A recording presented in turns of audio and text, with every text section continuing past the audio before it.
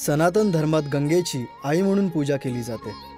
प्रत्येक शुभ कार्यात गंगेच्या पाण्याचा वापर केला जातो।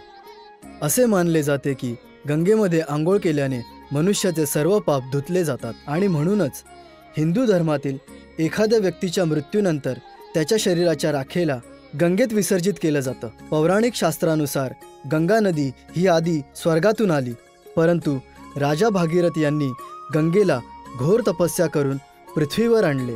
स्वर्गातून पृथ्वीवर येणाऱ्या गंगा नदीची ही मनोरंजन कथा जाणून घ्या।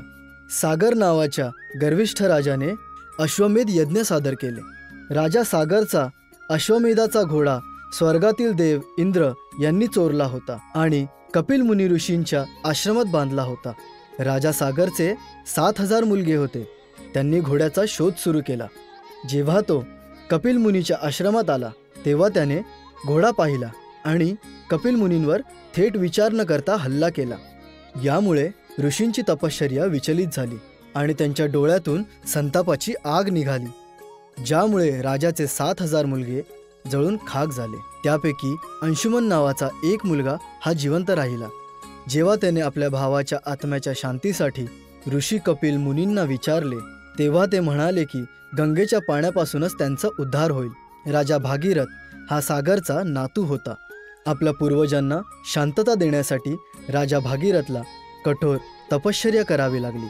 भागीरथच्या तपश्चर्येमुळे प्रसन्न होऊन ब्रह्माजी यांनी भागीरथला सांगितले की गंगेला पृथ्वीवर नेलं जाऊ शकतं, परंतु गंगेचा वेग एवढा जास्त असेल की पृथ्वीवर प्रलय येऊ शकतं, परंतु केवळ भगवान शिव हा प्रलय थांबवू शकतात।